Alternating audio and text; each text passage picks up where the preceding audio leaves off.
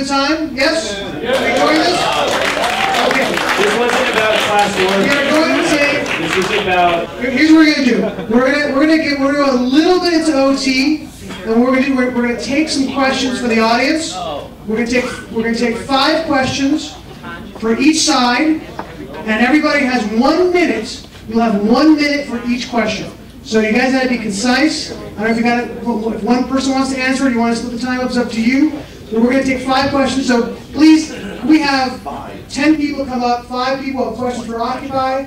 Walk up to the mic. First 5 who walk up there, and 5 people who have questions for Tea Party. I'm not sure we've got 2 mics. We'll have 1 minute response for each question. So try to make the question as concise as possible and make the answer as concise as possible. I have a question for Occupy. My name's Chris. I'm just curious, are you guys still going to vote for Obama? Good question. Yeah, so I don't think that, I think there's a, I'm sorry. Yeah. I think there's a misconception that the Occupy movement is a movement that supports Obama. That's not the case at all. We actually don't support any candidate. We haven't endorsed any candidate, and we maintain that stance. Individuals within the movement, at an organizational level, or at a protester level, or just at a sort of bystander level, they are free to vote for whoever they want to vote for. But as a movement, we are not endorsing 30 seconds at all. What were you going to vote for? Do you mind me asking? I don't mind you asking. I'm voting for Jill Stein. Thank you. Yes, we do agree that the 2-party system is failing too many Americans, and so we are in favor of other ways in which to exercise our right to vote. Harrison knows better than me, but I think that internal polling at Occupy showed that about a third of occupiers had voted for Obama the first time, and it's probably less now. Okay, then we're going to go to our next question. And this is for what's your name and who's it for? Well, it's for the Occupy group. Getting back to health care, right? I seem to understand that you understand or you believe that health care is a right. Can you explain to me how, if health care is the product of another person's genius, industry, and labor, how you can claim a right to that without that being slavery?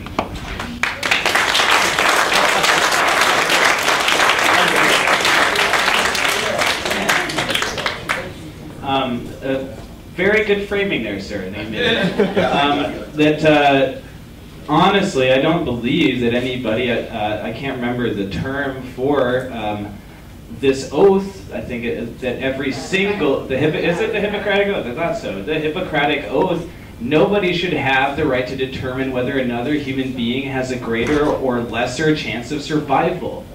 So every single one of us, Let him answer, please. 30 seconds. It's the selective treatment. It shouldn't be based on somebody's material wealth. Every one of us has a soul. Every single one of us has the right to develop as a being on this planet. So if nobody should be able to take away that right selectively, and it tends to be taken over in a way that's never mind. I'm just in an unjust manner. People who can't afford it, can't pay for it. That doesn't make any sense. We all have bodies. We all have souls. Just treat everybody just the same, regardless of that. Thank you for your question. Next question, please. Your name, who your question is to, and the question, please. Hi. I've got a question for the Occupy Wall Street. And my question is about austerity. I think we're seeing austerity measures being taken in Europe, and we're also seeing anti-austerity measures being protested on the streets in Europe. And I think there was a protest today here in New York. Is the Occupy Wall Street movement associated with that anti-austerity movement? And is the anti-austerity movement really just a pro-bailout movement? I think there are a lot of people in this country who are very concerned, and should be, about what's happening in Europe, and if that's what's going to be happening here soon. And the fact of the matter is that the austerity agenda, the global austerity agenda, can absolutely come to this country if we as a country don't commit now to taking action. Occupy, I think, is the warning symbol. It's the bell that says we can fix this before we get to that point. A lot of people say Occupy wants to destroy this country or take down this country. It's absolutely the opposite. Occupy exists as a voice to say, 30 seconds. We don't want that. We don't want that future of austerity. We want a future of prosperity. We want a future of opportunity, of equal opportunity for all people, right? And we don't have to go to austerity. We can take back this agenda. We can fight back against the banks. We can do like what Iceland did. When they took it on them, they put the bankers in jail, they rewrote their constitution, and they're recovering in this economy. We can have that future, not the future of Europe. Next question, please. My name is Ava, and I have so many questions for you, it makes my noggin want to explode. But the one that, just one. For Occupy. But the most important question is, do any of you know anyone in a country that has centralized healthcare? Do you know anyone personally that lives in one of those countries? And how's it working out for them? Costa Rica's working out. My dad lives in Greece, and he has government health care. And do you know that people that live in those countries have to buy private health insurance? Okay, so the question is, do you have personal experience with people who live in socialized healthcare countries? So what good is the government program if you still have to buy private healthcare? That's a zillion times higher because the government one is not working. No, I worked with a woman, contract gig out in California. She was a Canadian, and her dad had been attacked by a bear of all things. He was sitting in a hot tub, and a bear came and just took a swipe at his head. Had it paid for, he didn't have to wait in line, he had a good experience with it. When they come here, and they come to our country, they're afraid. They're afraid of getting sick, they're afraid of having to go to the hospital. That's my experience with other people. That's my experience with other people in other countries. Do you know that there's not a single hospital in this country that can turn you away? Do you know how many? We have to give them their full. And that comes out of your tax dollars. You have to have their full minute to answer the question. It's more expensive that way. They have sliding fee scales for people that are. Charity. Did you ever hear the word charity? Sliding fee scale. Medical centers. When people with chronic illness can't get medical care, they end up in the emergency room dying, and that costs 10 or 100 times more to treat than just treating their chronic illness. It's not a government program. And it also they run here from foreign countries for our medical. And also, that does not account for continuity of care. If people are randomly going to any random hospital because they have an illness that is chronic, there's no history and there's no one who actually cares about the interests of that person other than the acute critical need. It doesn't, it's only treating the symptoms, it's not treating the root cause, which is not a path to actual health care. Okay, we're going to the next question. Let me guess, it's going to be for Occupy? It's going to be for the Tea Party. Ah, all right. And there's four more Tea Party. Okay. Okay, this is a question for each of the people on the panel. This is a question for each of you on the panel. And it is from appreciation that you are here. And I want you to know that I've learned a lot from listening to you. My question is this.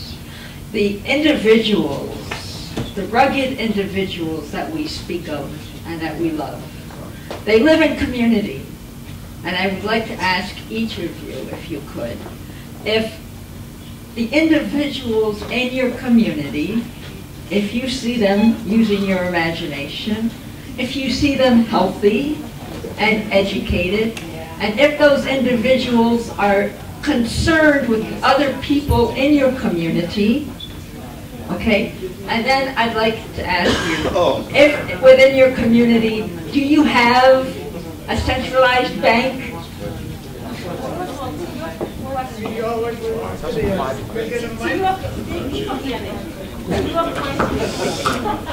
To your question, do they care?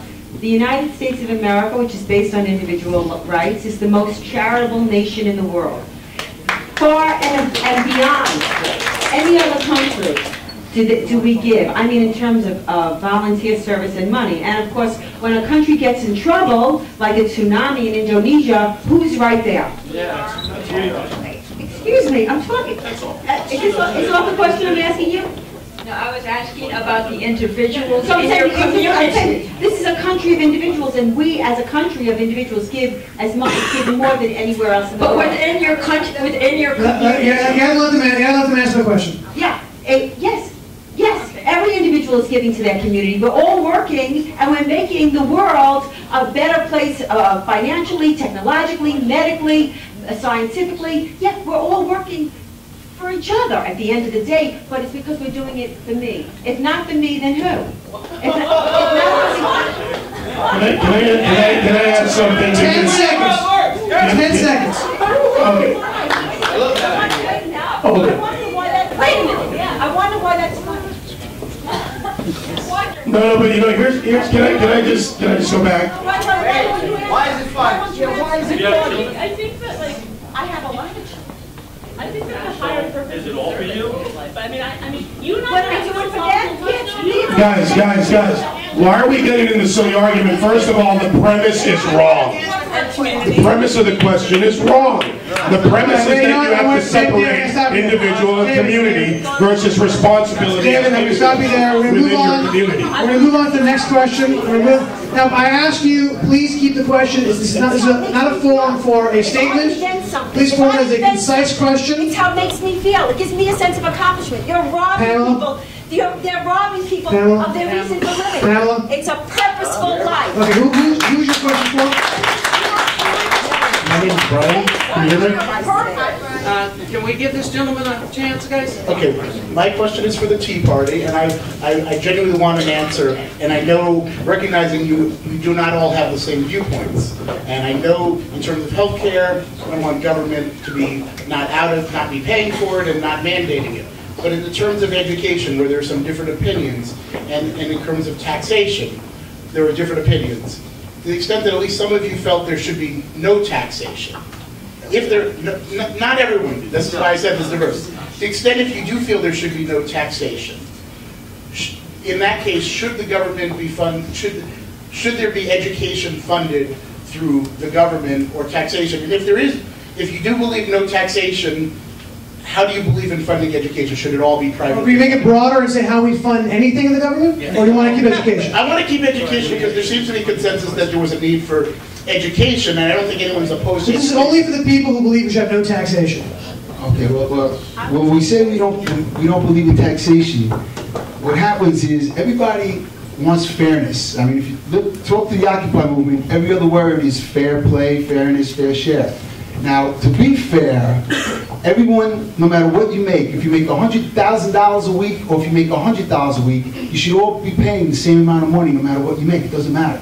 Everyone should be fair. If it's 10%, if you make $100, you pay $10, you bring home 90. If you make 30 seconds. You pay $10,000, and everybody's fair, and that's the only way it works. You know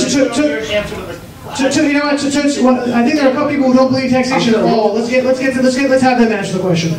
We have 30 seconds. One of the big things we're about in the Tea Party movement is we are against federal power. We are pushing federal power back. That is a unifying thing. The federal income tax only came in 1915. It was the right of the federal government to individually tax us. We want to push that back. The states used to fund the federal government. Believe me, they had them on a short string. We believe in local taxation to solve local problems. The states will fund the federal government to do the basic defense. Okay, time is up. I don't think you got his question answered. I think that guys, no. This is not a specific, guys. Specific question. Answers. I just would like an answer. Could you imagine if schools had to compete? Could you imagine if schools had to compete? How much better the education would be? I want these two. They have 30 seconds. It's only 30 seconds to answer that question specifically. If you do not have taxation, how do you fund education? The government shouldn't be funding education at all as it is. Yes, the government should not fund education. It should be free, your choice to go wherever you need to go to, and families can help it, and communities can help. Let's move to the next question. Next question, please. Hi, my name is Alan. I really could have asked this question of either or. It may have been covered. I was late getting here, but I'm going to address it to Occupy. We talked about, or we heard you guys talk about healthcare. The one thing I didn't hear, we heard about defense spending. I didn't hear anyone talk about the fact that we spend way more than we do on defense, on entitlements, and it seems to be that the Occupy movement stands for taking stuff from me and giving it to someone else. What's the question? How do you, is that what Occupy is about? So, is Occupy about entitlements? Are you asking? Well, no, is Occupy about taking from what I make and giving it to are we handouts? Of wealth. Is that what the Occupy movement is about? Are we moochers? Are we looking for handouts? Are we looking for our bailout? No. The defining moment for Occupy for me, when we took that park, there was about a week when Greenpeace was funding our own independent media center on solar-run power. We were developing our own government systems. We were working on ways to feed people ourselves. We were taking responsibility. We were doing exactly what these folks across the stage from us say people should do. We were taking individual responsibility. We are not looking for handouts. We were looking to create something from the ground up, a new system, a new equitable system.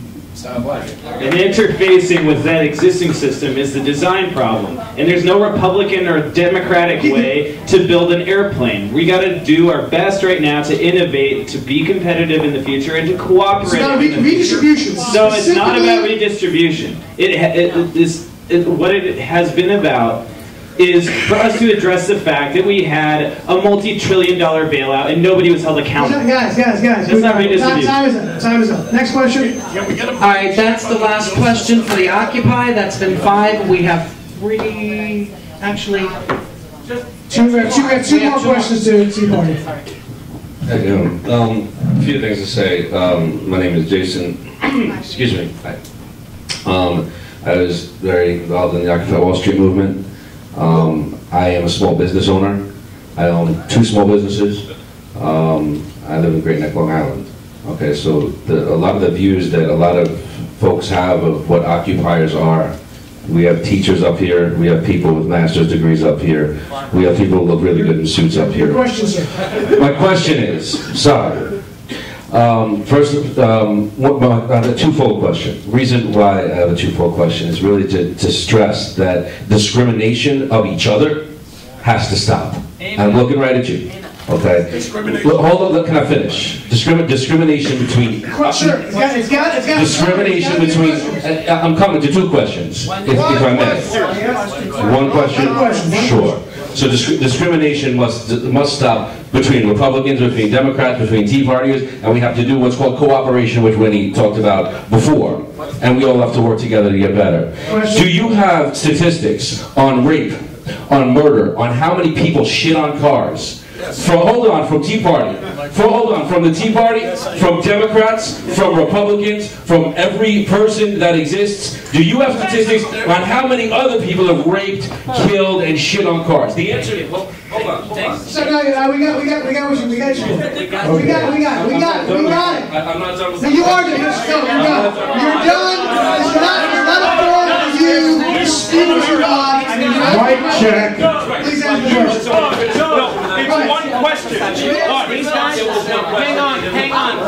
I let you finish. Excuse me. I let you finish the question and that's it. Okay, I'll answer the question because it's easy to answer. Answer my question at all. But all right. You can answer my non-question.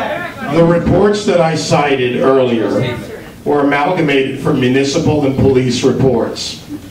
And yes, they come from agencies, not evil people. Government agencies call police departments and municipal, and they're the ones who gave me the numbers that I had earlier.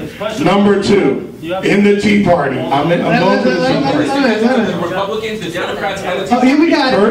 We got it. I'll answer your question if you be quiet for a moment. The answer is, find me 1 police report of a rape at a Tea Party rally, because there isn't one. The answer is, find me 1 report of destruction of public property at a Tea Party, because there wasn't. Find me 1 arrest with 1.1 million people in D.C., and you cannot. Find me 1 cleanup crew in New York City where I have put over 50,000 people on the streets, and I can tell you that Sheila Dillon at Community Affairs or Rick down at Precinct 1 can tell you there wasn't any. You know why? Because when we were done, we left it better than we found it. One last question for the Tea Party.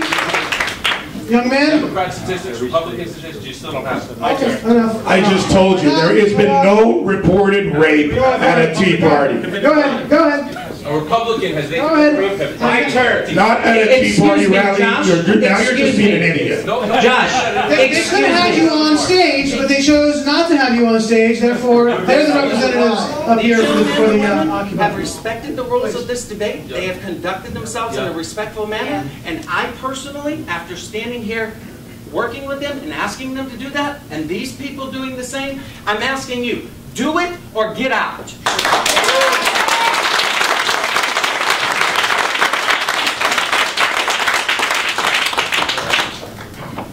Long enough. Hi, everybody. Speak to the mic closer. All right. My question is, the mainstream media has killed the Tea Party for being who they are, to live our rights, to live as American citizens. Yet all those statistics that we have and can't be found for the Tea Party, why is it that the Tea Party is looked upon as a bullshit organization when we're fighting for American freedom and they're not? Who's the question?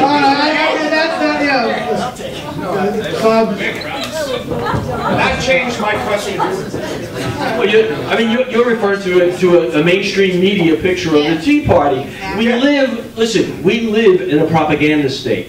If all you do in this country is watch ABC, CBS, CNN, and NBC, you are in a propaganda bubble. And when the Tea Party emerged, we emerged as the greatest threat to the ruling class that they've seen in their lifetimes, and they knew. When we walked into the arena, the political arena, to reach for some power and to push back, they knew they were deathly afraid of us. And when there was only one peaceful answer. They tried a little violence and they couldn't instigate it. So then it was to smear us. It is to push people into the movement, to find racist signs someplace, and then they made like that was the whole movement. And they painted this. They drove our numbers down. In the beginning, we had 2/3 of the country with us, and they drove the numbers down through continual disparagement of our movement. And that's what they've done. They've got it down to about 1/3 now. Now they're taking politicians and putting them in teacups in their ads. And that's what they're doing. They're making Tea Party to be a negative. 10 seconds. It's tough. We have to live with it. We have to fight through it. Guys, look, instead of arguing back and forth, let me give you what you can do, and I have no benefit out of this. Go see Occupy Unmasked, which we did, which Breitbart started and we finished, and then go see Hating Breitbart, and go see the movie about Occupy and about the Tea Parties in their words. Okay. Judge for yourself. Gentlemen, I don't know about you guys, but I thought this was great. I learned a lot about each side.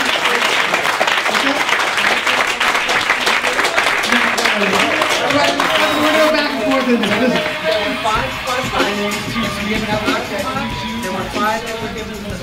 Please, I want you guys to please give a hand to both these guys, both these panels. Absolutely phenomenal. Now, we're going to take a picture together.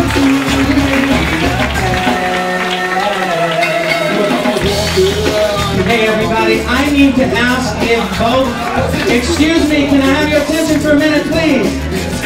Please, if you'll give me a second, I would like to ask the participants, excuse me, Winnie, I would like to get you guys on stage here for a group photo, both parties, both sides, side by side, please.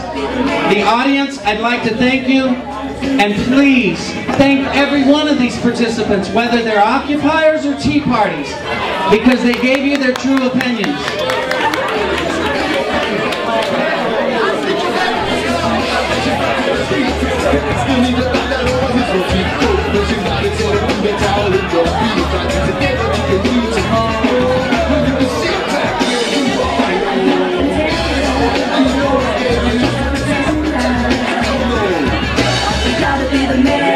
All right, ladies and gentlemen, I need the Occupy and Tea Party participants over here on the stage, please.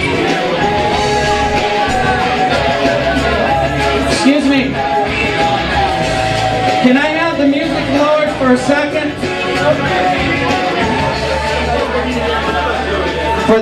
who are in the audience, if you give us a second, I want to get both sides on the stage for a group photo.